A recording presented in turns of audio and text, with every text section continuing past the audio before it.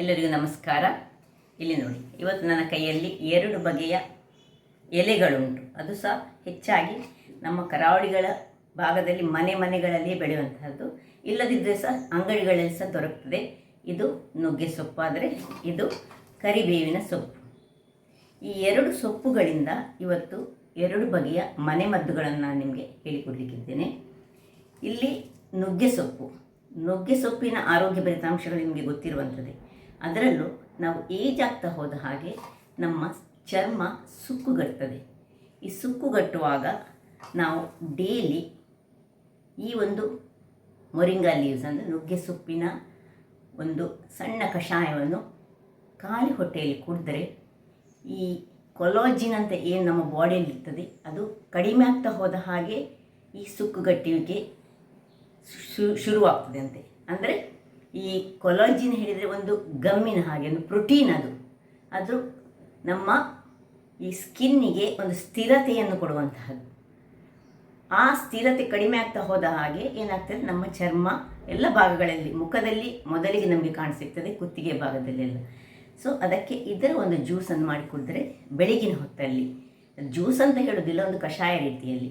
ಇನ್ನೊಂದು ಈ ಕಣ್ಣಿನ ದೃಷ್ಟಿ ಈಗ ಈ ಪ್ರಾಯದವರಿಗೆ ಅಂತಲ್ಲ, ಸಣ್ಣ ಮಕ್ಕಳಿಂದ ಹಿಡಿದು ಎಲ್ಲರಿಗೆ ಸಹ ಅದರ ದೋಷ ಶುರುವಾಗಿದೆ, ಕಣ್ಣಿನ ದೃಷ್ಟಿ ದೋಷ. ಈವನ್ ಕನ್ನಡಕ ಹಾಕಿ ಕಣ್ಣಿಗೆ ತುಂಬ ಆಯಾಸ ಆಗುವಾಗ ಸಹ ಇದರ ಒಂದು ಕಷಾಯ, ಸಿಂಪಲ್ ಆದ ಕಷಾಯ, ಇದು ಸಹ ಹಾಗೆ ಬೆಳಗಿನ ಹೊತ್ತಲ್ಲಿ ಈ ಖಾಲಿ ಹೊಟ್ಟೆಯಲ್ಲಿ ಕುಡಿಯುವಂತಹದ್ದು.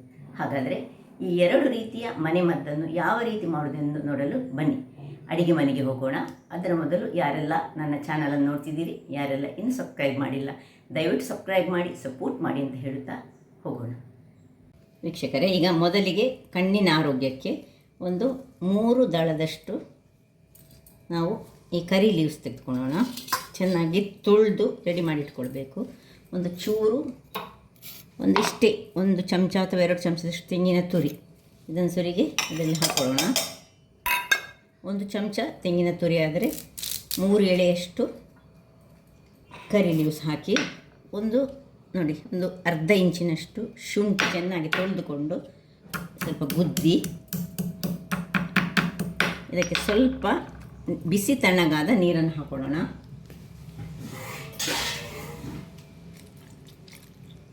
ಇನ್ನು ಸ್ವಲ್ಪ ಹಾಕ್ಕೊಂಡು ಇದನ್ನು ಗ್ರೈಂಡ್ ಮಾಡ್ಕೊಳ್ಳೋಣ. ವೀಕ್ಷಕರೇ, ಇಲ್ಲಿ ನೋಡಿ, ಈ ರೀತಿ ಹೀಗೆ ಗ್ರೈಂಡ್ ಆಗಿ ಬರಬೇಕು. ಈಗ ಈ ಗ್ರೈಂಡ್ ಆದ ಇದಕ್ಕೆ ಸ್ವಲ್ಪ ಬಿಸಿ ತಣ್ಣಗಾದ ನೀರು ಹಾಕ್ಕೊಂಡು ಇದನ್ನು ಗಾಡಿಸ್ಕೊಂಡು 1 ಲೋಟ ಆಗಬೇಕು ಅಷ್ಟು ನಾವು ಮಾಡಿಕೊಳ್ಬೇಕು.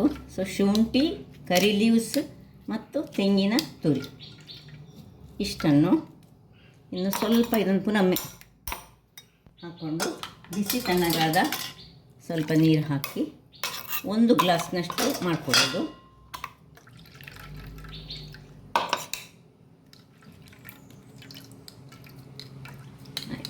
ಇದು ರೆಡಿ ಆಯಿತು. ವೀಕ್ಷಕರೇ ನೋಡಿ, ಇದು ಈಗ ರೆಡಿ ಆಯಿತು. ಈಗ ಇದನ್ನು ನಾವು ಸ್ವಲ್ಪ ಕಲಡಿಸಿಕೊಂಡು ಕಣ್ಣಿನ ಆರೋಗ್ಯಕ್ಕೆ, ಕಣ್ಣಿನ ನರಗಳನ್ನು ಬಲಪಡಿಸಿಕೊಳ್ಳಲಿಕ್ಕೆ ಒಂದು ಬೆಳಗ್ಗಿನ ಹೊತ್ತು ಖಾಲಿ ಹೊಟ್ಟೆಯಲ್ಲಿ ಕುಡಿಯುವಂತಹ ಒಂದು ಮನೆಮದ್ದು ರೆಡಿ ಆಯಿತು. ಇದನ್ನು 1 ತಿಂಗಳ ಕಾಲ ಕಂಟಿನ್ಯೂಸ್ ಆಗಿ ಬೆಳಗಿನ ಹೊತ್ತಲ್ಲಿ ಕುಡಿದ್ರೆ ಕಣ್ಣು ಆರೋಗ್ಯಯುತವಾಗಿರ್ತದೆ. ಸೊ ಯಾರಿಗೆ ಏಜ್ ಆದವರಿಗೆ ಸಹ ಇದು ಬಹಳ ಒಳ್ಳೆಯದು.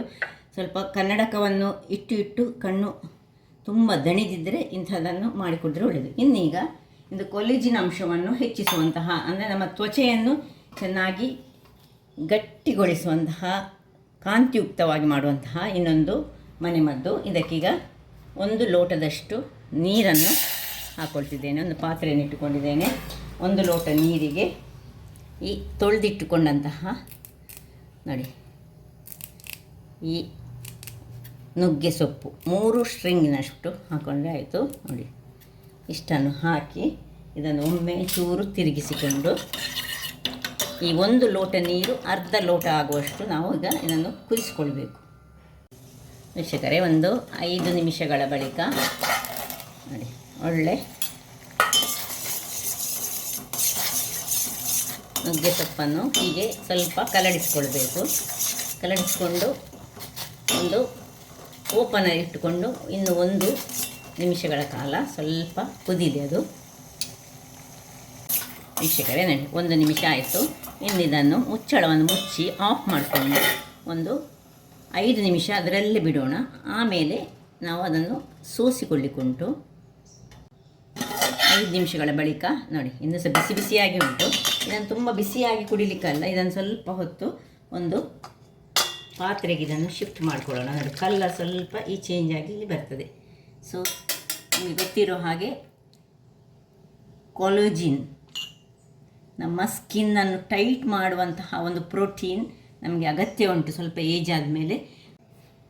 ಹೀಗೆ ಗಾಳಿಸ್ಕೊಂಡ ಮೇಲೆ ಇದು ತಣ್ಣಗಾಗಲಿಕ್ಕೆ ಸ್ವಲ್ಪ ಬಿಡಬೇಕು. ಬಿಸಿ ಬಿಸಿ ಹಾಕ್ಕೊಳ್ಬಾರ್ದು ಗ್ಲಾಸಿನ ಅದಕ್ಕೆ. ಸೊ ಅದು ಅದಾದ ಮೇಲೆ ಇದನ್ನು ಖಾಲಿ ಹೊಟ್ಟೆಯಲ್ಲಿ ಕುಡಿಬೇಕು. ಈ 2 ಮನೆಮದ್ದುಗಳು ಖಾಲಿ ಹೊಟ್ಟೆಯಲ್ಲಿ ಕುಡಿಯುವಂತಹದ್ದು. ಒಂದು ಸ್ಕಿನ್ನಿನ ಆರೋಗ್ಯಕ್ಕಾಗಿ, ಸ್ಕಿನ್ನನ್ನು ಟೈಟ್ ಮಾಡುವಂತಹ, ಕಾಲೇಜಿನನ್ನು ಹೆಚ್ಚಿಸುವಂತಹ ಅಂದರೆ ಅದೊಂದು ಪ್ರೋಟೀನ್ ನಮ್ಮ ದೇಹದಲ್ಲಿ ಪ್ರಾಯ ಆದ ಹಾಗೆ ಅದು ಕಡಿಮೆ ಆಗ್ತದಂತೆ. ಹಾಗೆ ಆಗುವಾಗ ನಮ್ಮ ಚರ್ಮ ನೆರಿಗೆ ಆಗುವುದು ಆ ಕಾರಣದಿಂದಾಗಿ. ಇನ್ನೊಂದು ಕಣ್ಣಿನ ಈ ನರಗಳನ್ನು ಬಲಪಡಿಸುವಂತಹದ್ದು. ಮತ್ತು ಯಾರಿಗೆ ಕಣ್ಣಲ್ಲಿ ತುಂಬ ಸ್ಟ್ರೈನ್ ಆಗ್ತಾ ಇರ್ತದೆ, ಯಂಗ್ ಏಜಿನವರು ಸಹ ಇದನ್ನು ಕುಡಿಬೋದು. ಬಟ್ ಇದನ್ನು ಖಾಲಿ ಹೊಟ್ಟೆಯಲ್ಲಿ ಕುಡಿಯುವಂತಹದ್ದು. ನಾನೇನು ಡಾಕ್ಟರ್ ಅಲ್ಲ, ಬಟ್ ಇದೊಂದು ಹಿಂದಿನವರ ಒಂದು ಆರೋಗ್ಯಕರವಾದ ಒಂದು ಮನೆಮದ್ದು. ಹಾಗಾದರೆ ಯಾರೆಲ್ಲ ನನ್ನ ಚಾನಲನ್ನು ನೋಡ್ತಿದ್ದೀರಿ, ಯಾರೆಲ್ಲ ಇನ್ನೂ ಸಬ್ಸ್ಕ್ರೈಬ್ ಮಾಡಿಲ್ಲ, ದಯವಿಟ್ಟು ಸಬ್ಸ್ಕ್ರೈಬ್ ಮಾಡಿ ಸಪೋರ್ಟ್ ಮಾಡಿ ಅಂತ ಹೇಳುತ್ತಾ ಧನ್ಯವಾದಗಳು.